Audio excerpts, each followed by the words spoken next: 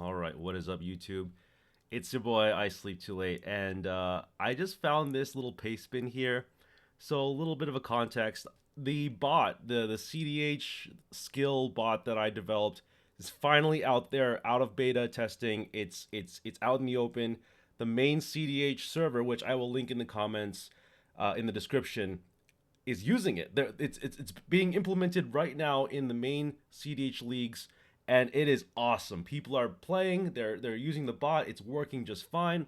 And I was sharing this with some of my buddies about this pod arrangement thing that I made in 2018. It just reminded me of like how things have just come full circle because back in 2018 of May, I was actually working on the whole CDH tournament thing, and this was like the the origins of it. So I'm gonna talk about it real quick because I think it's really interesting. Basically, so this is a little bit of a thought process. It all got so this is like the origin story. Everything got built up, and the culmination of it was cEDHSkill. The ranking bot that I made is like the culmination of all of like 6 years of research and effort and experience organizing tournaments and running leagues and stuff back in the days. So a little bit of context. EDH is a game where you can play 3-player or 4-player games, competitive EDH, CDH. So we were trying to organize tournaments based on how many players would sign up. And the story is that, well, how are you going to know how to arrange people's in pods, because there's so many people. How are you going to arrange them into pods of 4? And then is someone going to have a bye? Is someone going to not have a bye? Are you just going to force everyone in 4-player pods? And like, what's going to happen? So this was on the premise that you could arrange people in 3-player pods. It wasn't ideal, but you could do it. And so I created an algorithm on how to arrange pods based on how many people signed up for a tournament. So let's read this together. If there are X players, here's what we do. So if there's 6 players, we're going to assume a minimum of 6. In round 1, you pair up 3 players, and then you pair up the other 3 players. So it's 2 pods of tables of 2, and let's say each table of 3 gets a winner. Doesn't matter which letter. Point is we pair winners together. Then you pair those winners together with a 3rd player, whoever it is that lost in the previous match, and then the other 3 losers play in a round. So let's say B and A win for the sake of argument. So the final pot is going to be A, B, D. So the winners of round 1, and then whoever round 1, round 2 here. And if C, for example, won, who didn't win pods, if the loser in the winning table of round 2 wins, then you have 4 players to play in the finals, right? That's how it would work. So round 1, 2 players, two tables of 3. 1 winner each. Round 2, pair those winners together. You have a losing table. The winner of the losing table gets to qualify for the final pod. The winner of the winning table, whether it's the winner or not, gets to go to. Now, that's a little bit tricky, right? It's a little bit, let's just say, what's the word I'm trying to think of?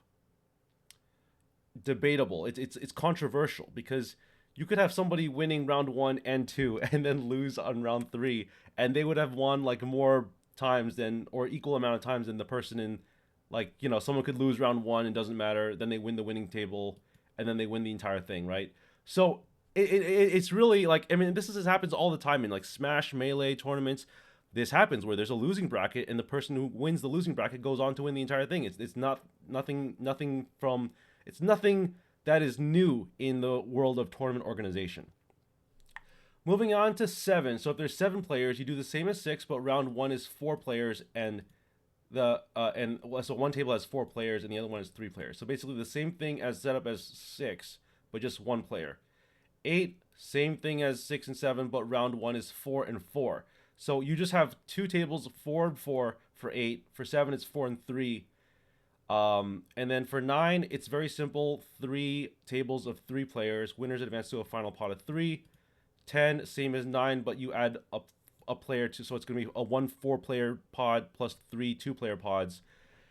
And it goes on and on like this, so on and so forth. Now, the only tricky thing is 17, there has to be a phantom player. And what I mean by that is that 16 is easy. You do 4 tables of 4, winner goes to the final table, and then you have a winner.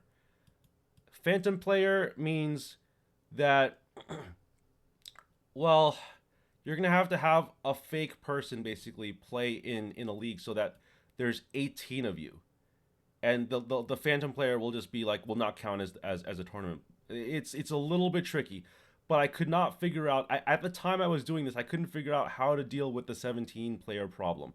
The 17 player problem was a big problem, and I couldn't figure it out because you can't just easily go like 17, okay, minus 3 is 14, so I guess you go to the 14 algorithm, but then you have an extra 3 players here, so that's 4. That's 4 plus 4 plus 3 plus 3 plus 3. So then I guess that would be 5. And then what are you going to do with 5 players? Because this only works if there's 6 players. So 17 players is really tricky. You have to have a phantom player for it. You can't have anything divisible by 17. If anybody has figured out the 17 player problem, let me know in the comments, because I don't know how to fix it.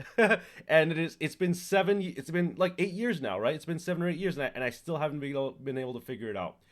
But also I haven't put too much thought into it. So if there is an easy fix, let me know. I'd definitely be down to hear it out. Anyway, 18, 3 by 3 by 3 by 3 by 3 by 3. So I guess each winner will be A, B, C, D, E, F. I see. So it's what it is each winner goes on to be a player of 6 players. So you have 6 tables of 3 players each, and the winner moves on to the 6, and then you go back to 6 here, right? And then 9, same thing as 18, but with 1 table of 4. It just keeps going and keeps going and keeps going. And I've divvied this up all the way to 64, which is where it's the easiest peasiest thing. 64 is divisible by 16. It's very easy. 65 is where it gets tricky because, again, we have to avoid the number 17. So I wrote this thing here. Otherwise, we have a phantom player just popping in randomly at like rounds 4 and being like, hey guys, sorry I'm late, lol. So we're going to divvy this up so there's 18 tables and not 17. Up till now, we've been maximizing the number of 4-man pods. You know, nowadays we say 4-player pods. Back then, you know, language was a little bit different. But now we say 4-player pods because people prefer 4-player games unless the math is really easy with 3. And then, yeah, there was a user named Skyfire who I worked on this with. Breakdown for 65 is 11 pods of 4, 7 pods of 3. So that's how you would work it. You would, and then the winners would be like, that's 18 tables, right? So that's how it would fit. Everything else should be easy after 65. Just keep turning the pot of 3 into a pot of 4, rinse and repeat. So that's how you do it. That was my little algorithm for how to arrange any number of players into a EDH tournament. And it was pretty crazy. The only thing that needed to happen was you needed to have a minimum of 6 players to enter the tournament in order for you to do this. And I don't know how many people have implemented this. I certainly implemented this the first time I made a tournament. I think maybe even the second time I made a tournament, and I kept trying to figure out how to do this. And this was the temporary solution, obviously, until we started using the ranking bot and we started using algorithms, and you know, we used evidence to back up our things, and we forced people into 4-player pods, but we also didn't do it in such an easy way. And it was a whole complicated mess. Honestly, the whole thing was like over a half a decade of just complete nonsense and charades. But we finally went from this little document here, to the cEDHSkill bot that is now officially working on the main cEDH server. So I just want to thank all my viewers, my subscribers, the people who have followed me till the very beginning, till now, who've come to my the cEDH bot testing server, who have given me input and advice on like how to do things and run things. I know I haven't been part of cEDH in like 4 years or whatever, and obviously, you know, it's because of some bad drama that ensued. I'm not going to go into the full details. I think everybody who knows me already knows what I'm talking about.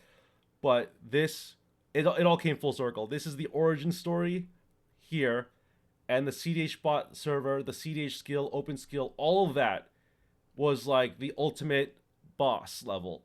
Okay, so hope you enjoyed this video. This is a little bit of a trip down memory lane for me. Let me know in the comments what you think about all of this, and thanks for watching. See you later.